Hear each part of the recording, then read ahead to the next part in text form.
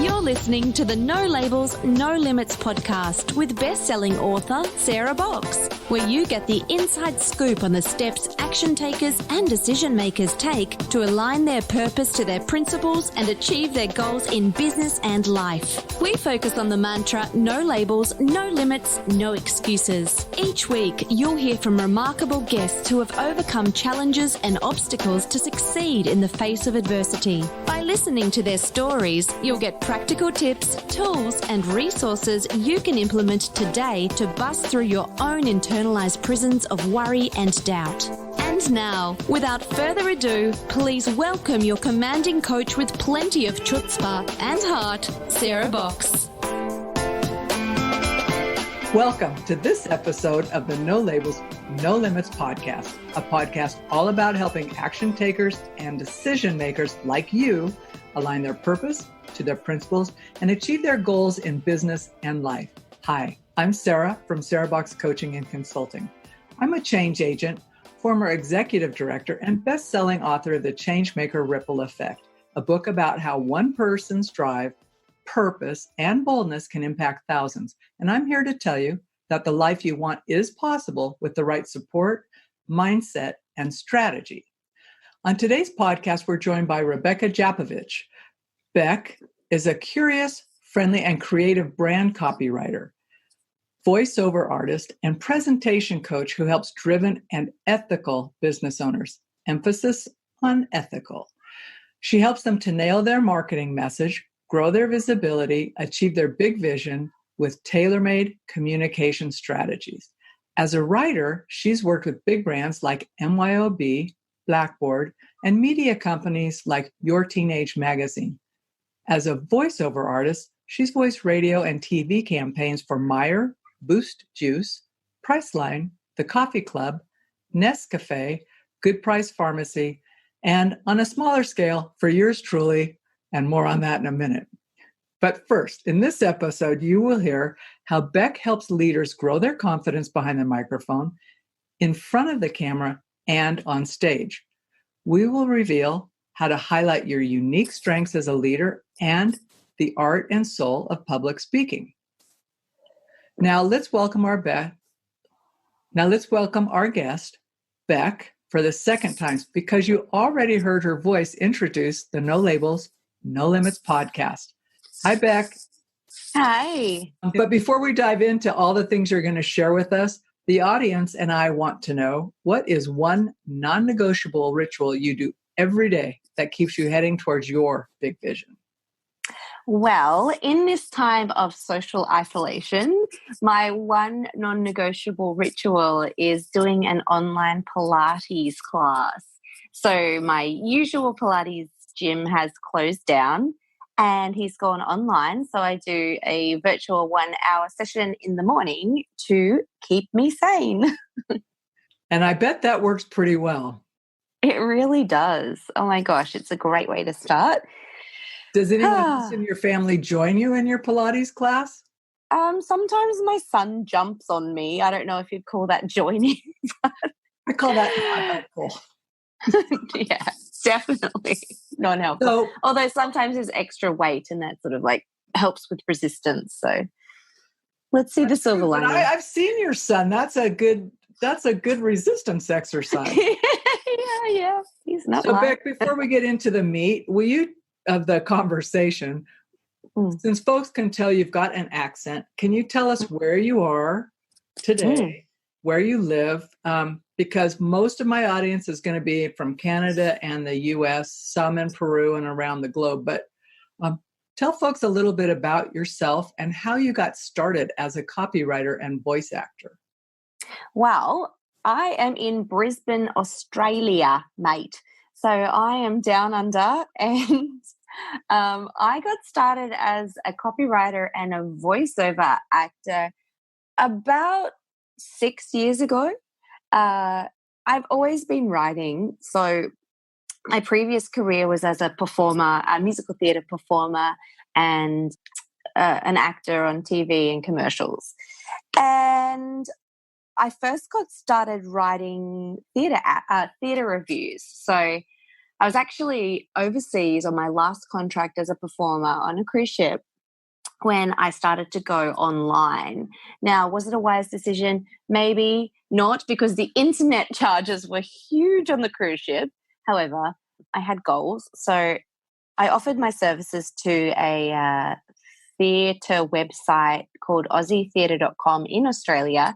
And when I got back on land in 2012, I started going and seeing theatre and reviewing them. And so my work was starting to get published online, and I really, really enjoyed it. I did some other work for a couple of other dance or theatre-related websites. And at that time, I had just finished a diploma of life coaching. So I was heading away from the theatre touring life and into something a little bit more stable and something a bit more online. And around that time as well, I got super interested in voiceovers because of my background as an actor, and I did like speech and drama and public speaking kind of things growing up. I was really interested in how we tell stories with our voice, our tone of voice, and being a singer, I love using my voice. And so I got really interested in voiceovers and had the opportunity to train up in a radio station on the Gold Coast where I was living. So I would go in there to this radio station once a week, and they'd just throw scripts at me, and I would learn the craft on the job, get immediate feedback from the producer. And I found that it was really exciting because you were telling different brand stories and different tone of voice. So sometimes you had to be dynamic, and sometimes you had to be really calm, and sometimes I had to put an accent on. So there was one hilarious voiceover I did when I was training that was like a Brazilian accent, which I've got the audio of somewhere, and I just kind of want to keep it hidden because it's pretty hilarious. Anyway, I got to use these skills, and eventually, once I learned the art of voiceovers and I could read scripts quite fast and deliver well, I started getting paid for it. So I did this internship, started getting paid, and then got some material behind me, and got a great voiceover demo together. And then I went from there, went to market from there. That's the one aspect of the voiceovers and the writing. So to get some skills up in the copywriting, I went to the same radio station, and they have a creative writing department. And I'd been working with the creative writing department because I would be reading the scripts.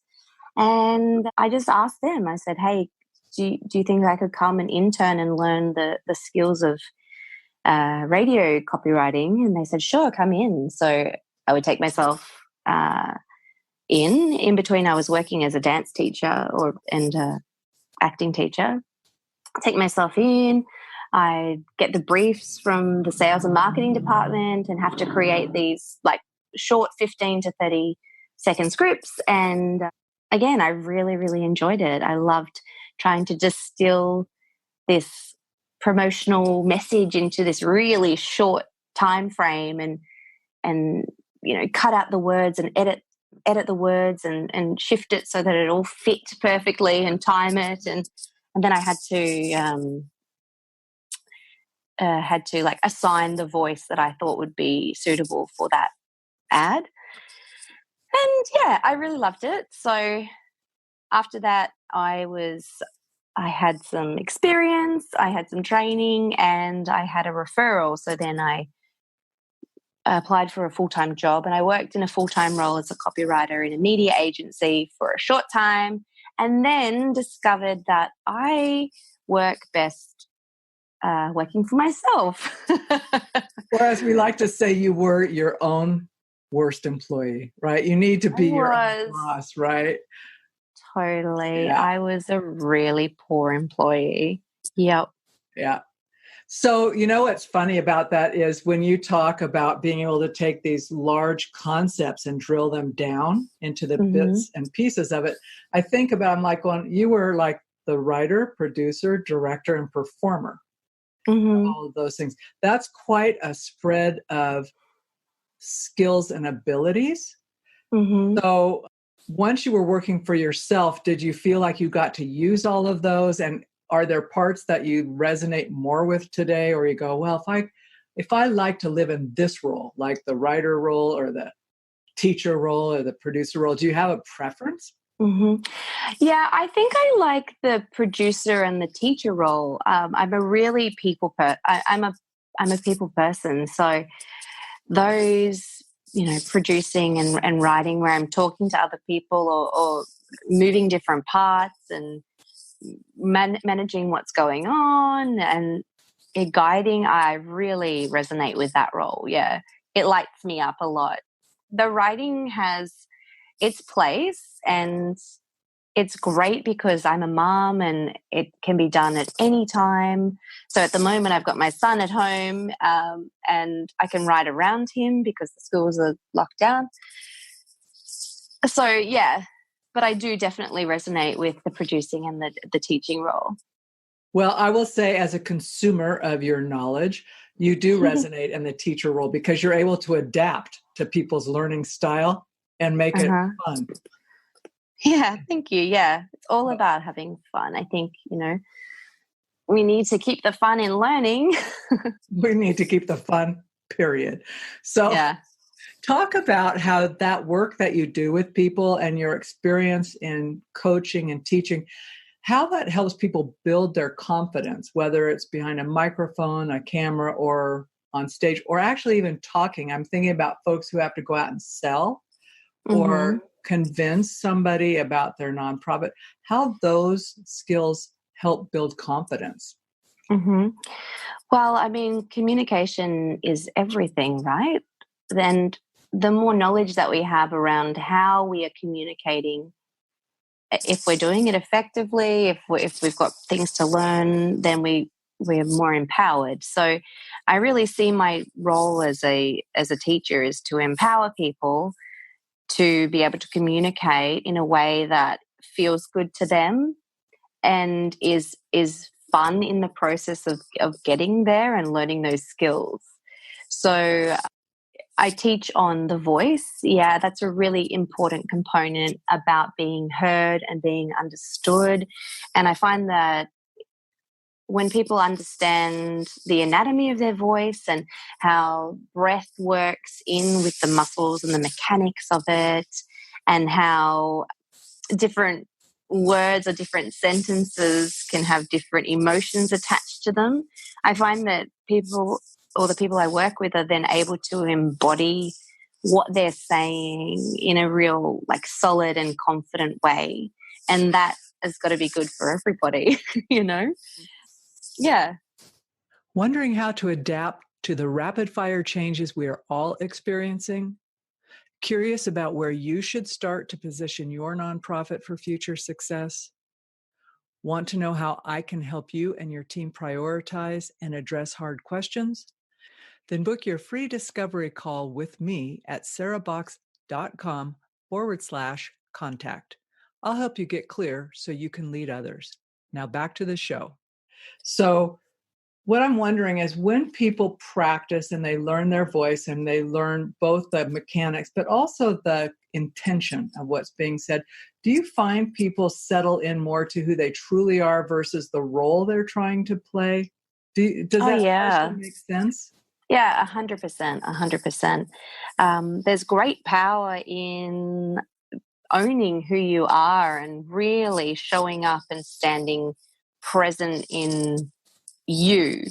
And when you're trying to be, the role of I am all together and professional, it takes a lot of energy because you're not being who you really are. So I find that when people get a hold of these things, the intention behind what they're saying, then you can really tap into who you are as a leader and can really listen to, what feels right for you to say, the words that feel right for you to say, rather than just saying what the leadership words are, And there's all types of leaders. I mean, I think the coaching that I do allows people to feel good about who they are intrinsically. You know, you might be a more introverted person, but if you've got some maybe permission around being who you are by coaching and by having fun and realizing that, you know,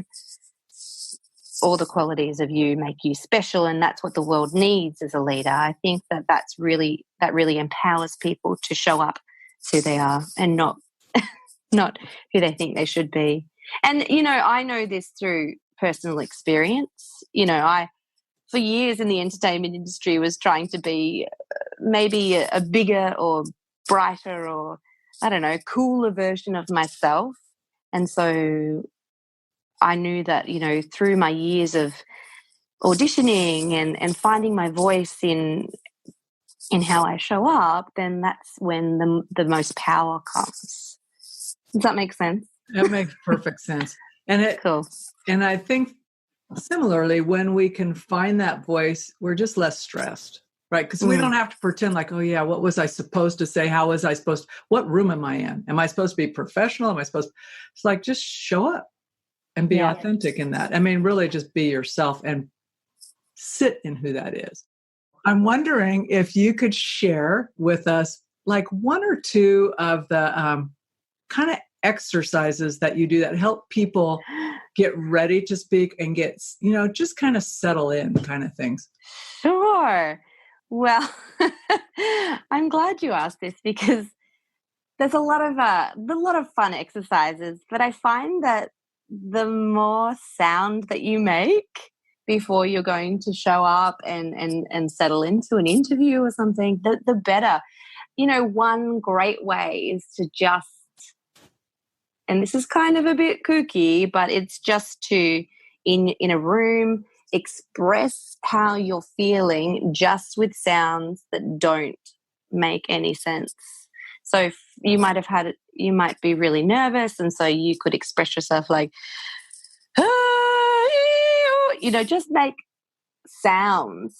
Okay, Sarah, let's cut this out because I feel like this is too crazy. I'm not cutting it out. It's perfect. But I'm thank God we're not. No, it's perfect because I will tell you, and I'm going to tell you from someone who gets really analytical or logical, I'm thinking that was hard exercise for me to do. I'm like, well, my sounds are supposed to mean something.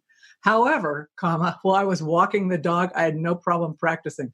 The only person who took note was a dog who thought I was giving him commands, right? It's like, I do not know what that means. So, but yeah, and I think that's, you know, it comes from a very acting sort of background. And I think one of the things is that owning your voice and like dropping down into, you know, your emotions rather than your mind. It's all about being playful and being courageous and bold. And there's a lot of different risks that come with making sounds, you know. But if you're in your own house and there's no one around, it's a great way to just drop into yourself. Another great way is, well, this is a more technical thing. It's to practice warming up your lips with bubbles. So you can do something as simple as, and if you can't do that, you do the sound. Just really gets your tongue working, really gets your, you're laughing at me. We won't go into a whole session, but I will say for anybody who's just wanting to know a little bit more, I will also say that it's interesting to have someone listen to you and reflect back to you what you think you're doing.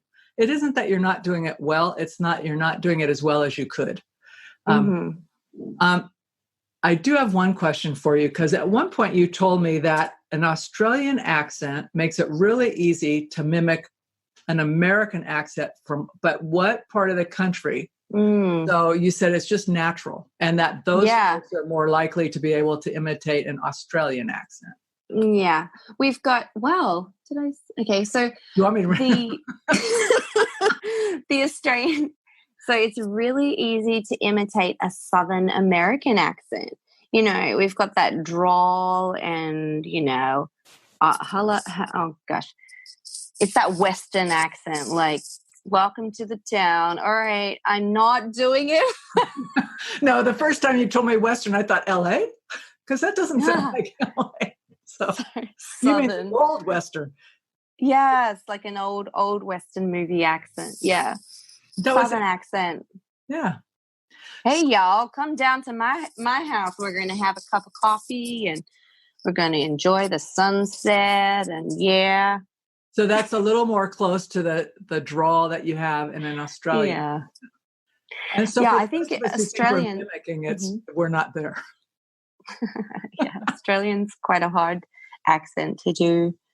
I think a lot of the Australian accent a lot of the Australian positioning is really lazy. We don't really use a lot of our enunciators. It's like, she'll be right, it's fine, it's really lazy.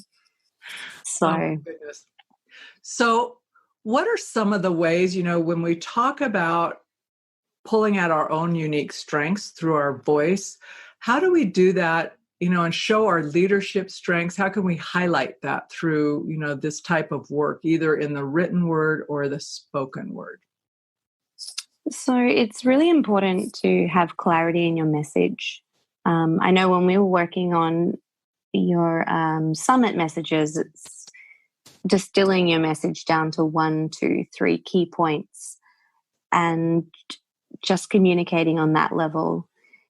A lot of strength in leadership comes through clarity of communication. So that's one way, is to keep your message nice and clear. Another way is to, say you're working with a script, is to really, after you've written the script, is to really drop into the words that you're speaking and really personify them, like really see how they relate to you and your experience. I know one of the exercises that we did, Sarah, was to go over your script and then take each sentence and really create imagery around the sentence and let that just sit into your body, so that when you are speaking that, when the time comes to record or present, you've really done the work to know where that sits and feels in your body and your mind, and you're able to recall those emotions as you're speaking, because, the emotional component of what you're saying is really important as well. I mean, we as humans relate to, yes, clarity of message, but metaphors and, emotions. And so the more that we can tap into that side of us when we're delivering our message, the more powerful a leader that you will be. That's really important, I think, especially now. Well, I mean, you start off by saying that you're home, like most of us around the world are. Like, our universe has shrunk and we're relating to people remotely or our teams and needing to speak and communicate. And we don't have the luxury of having even 5 minutes to sit and talk about stuff. We may have to do it written or in a video or whatever. So when you think about distilling messaging down to like the key points, and this is a personal challenge for me because I look at the universe of the content and go, what can I scrap, right? What is not essential? How does your brain think through that? And especially if it's not your stuff and you're looking at someone else's stuff, how can we help ourselves or help our colleagues quickly go, let's distill this. What is the point here we're looking for? Because if we're emotional about it, we think it's all important. And when in fact, it probably isn't. Yeah, that's a good question. I think we can go back to like understanding the different learning styles that everybody has. Some people are auditory, kinesthetic, more visual learners. And I think it's really comes down to distilling your message so that you're using words that really resonate with all your different team members. So, you've got words like feel for the kinesthetic people. You've got words like sound for the auditory people. You've got words like this is a key message for the people who are really facts and figures, or the more heady people. So it's creating your message to resonate with all the different learning styles on your team. And what was the question? How do we distill the message down? So yeah, it's that. Yeah. So one of the first things you asked me is like, what am I trying to convey? You referenced the summit, right? And I think I probably gave you a page and a half of this is what I'm trying to convey. And you come back with 3 sentences, right? And I'm thinking, that is correct. I'm going, how did you do that? So part of it's like, and then how did you choose? Because what you came back with actually reflected me, not you. And so I just think that's so interesting. And working with nonprofits like I do, that's one of the big things. It's like, what are your key messages? Well, we want everybody to know this. I'm thinking it's too much. So what, so I'm asking for me too, how, so that I can help others, think differently about it and help myself. Does that make sense? It's really, yeah. It's just a gift, So you're just a savant. No, there's very clear techniques into how to distill your message.